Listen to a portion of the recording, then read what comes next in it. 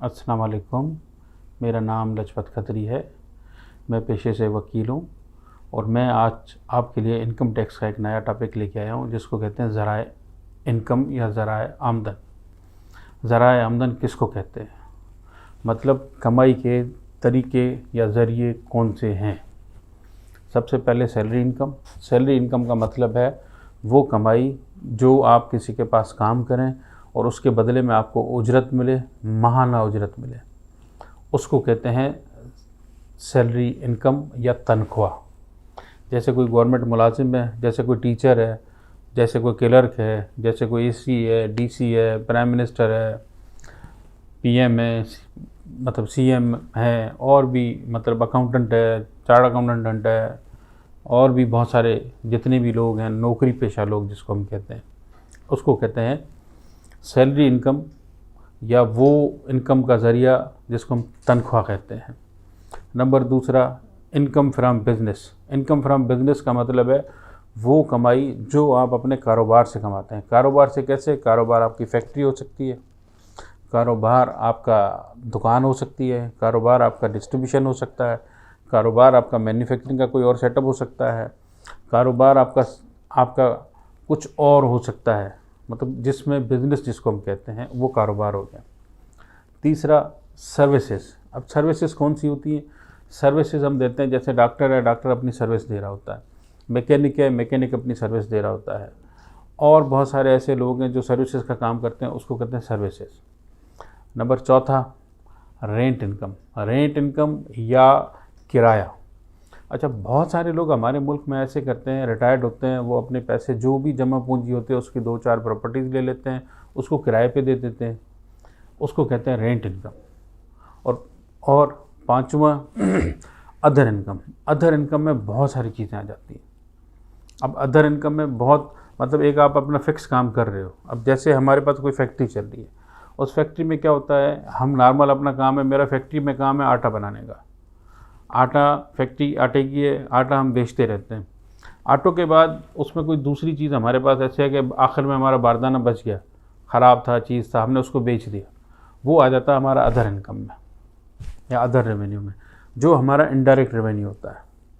जैसे sugar mill है, sugar mill चल रही है, शुगर मिल में से बाय प्रोडक्ट निकलती है एथेनॉल, उसको बनाते हैं डिस्टिलरी से। बेसिकली उसमें से जो कचरा निकलता है शुगर मिल को शुगर की पिड़ाई के बाद, तो वो चीज़ होती है, वो उसकी बाय प्रोडक्ट रहती है, वो बेच देते हैं, वो दूसरी प्रोडक्ट उससे बन जाती है, वो इथेनॉल बनती है, वो जो डिस्टिलरीज होती हैं वो उसको लेती हैं। तो ऐसे अदर इनकम में बहुत सारी चीज़ें होती हैं, आप जिसको हर बिज़नेस के हिसाब से, हर बिज़नेस के नेचर के हिसाब से अदर इनकम में ले सकते हैं। अच्छा, एक और इनकम होती है कैपिटल गेन।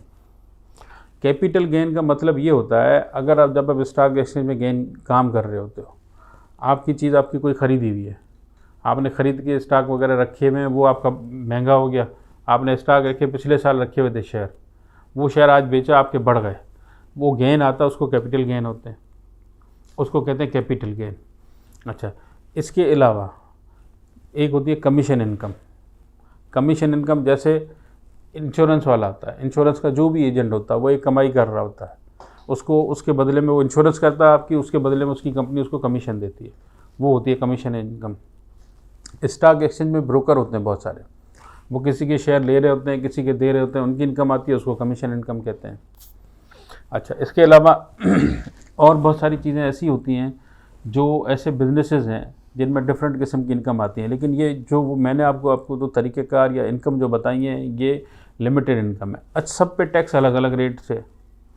अच्छा, फिर इनकम में दो मेजर किस्म होते हैं हमारे, एक होती है फाइनल इनकम, एक होती है नॉर्मल इनकम।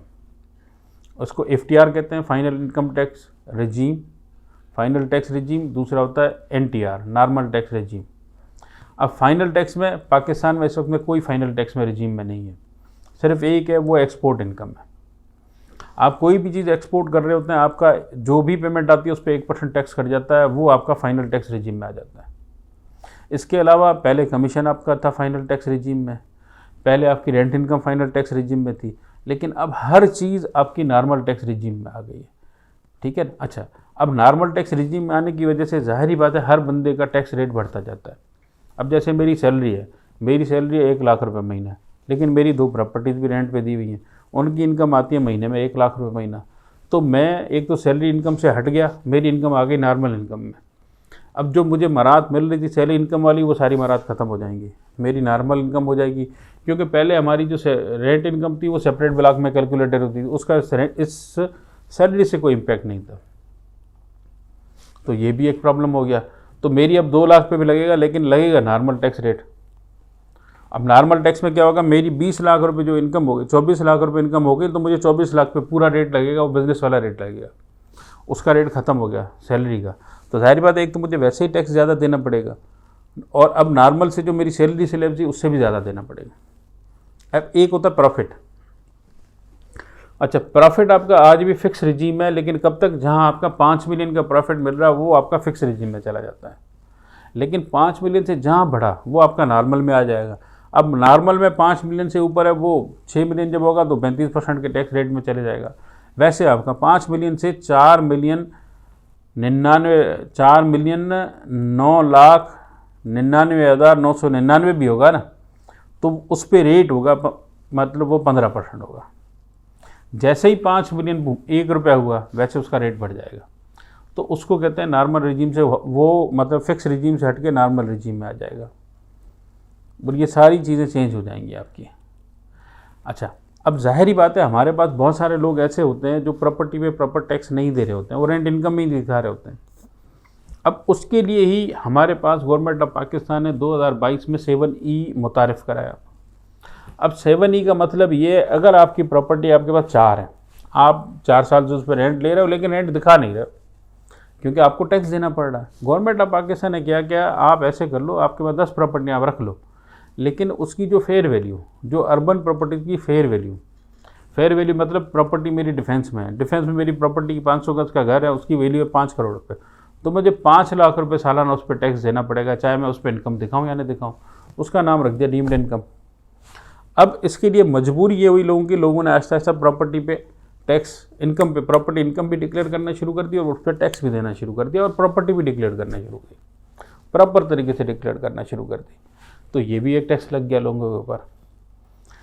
तो मैंने जो आज ये टॉपिक आपके पास मैं ले आया हूँ, उसमें मेन चीज़ बताने का ये है कि आपकी कमाई के ज़राए, आमदन के ज़राए कौन कौन से हैं, उसको आपको डिफ़ाइन करना है। और इसके अलावा इससे पहले वाले में जो वीलॉग में आपको दिखा के गया एग्रीकल्चर इनकम, वो भी आपकी इनकम है, लेकिन उस पर आपका सिर्फ प्रोविंशियल गवर्नमेंट का टैक्स लगता है, फेडरल गवर्नमेंट का कोई टैक्स नहीं लगता है।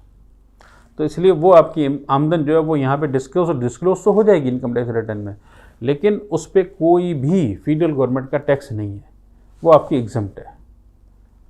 तो ये चंद ज़राए ऑफ द इनकम मैंने आपको बताए हैं, जो कौन कौन से हैं, उस पर आप थोड़ा मुतवज्जा हों और उस पर गौर करें, और अपनी इनकम के ज़राए जो हैं वो कैलकुलेट करें, कोशिश करके जितने भी ज़राए हैं आपके इनकम के, उन सबको डिक्लेयर करें।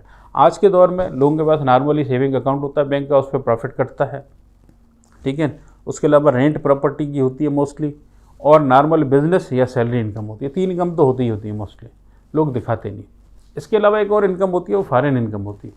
फॉरेन इनकम पे टैक्स अभी अनडिस्क्लोज्ड है बहुत सारी जगहों पे। जैसे लोग ऑनलाइन बिजनेस कर रहे हैं, उस पर कोई टैक्स नहीं है अभी, जितना भी बाहर से पैसा आता है उस पर टैक्स नहीं लग रहा है। फॉरेन इनकम पे भी एक मखसूस रेट है टैक्स का, लेकिन बहुत कम है, वो भी इतने बड़ा टैक्स रेट नहीं है उस पर। जो रेजिडेंट होते हैं वो भी उन पे लगता है, भले फॉरेन है लेकिन रेजिडेंट है, वो यहाँ भी काम कर रहे हैं वहाँ भी काम कर रहे हो, तो सिर्फ यहाँ काम कर रहे हैं उन पर, उस पर भी अभी फॉरेन के पैसे लोगों के पास आ रहे हैं, टैक्स नहीं है। और ना लोगों को समझ आता है, ना गवर्नमेंट ने कोई डिस्क्लोज़ किया है। इस पर भी जैसे भी कोई टैक्स लगेगा पता चल जाएगा।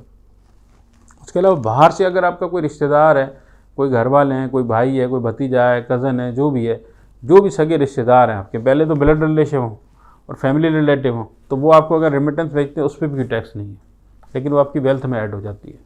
और यही मेरा आज टॉपिक था। इसके साथ मैं आपसे ये रिक्वेस्ट करूँगा कि इस पर आप कमेंट करें, इसको आप मेरे चैनल को आप सब्सक्राइब करें।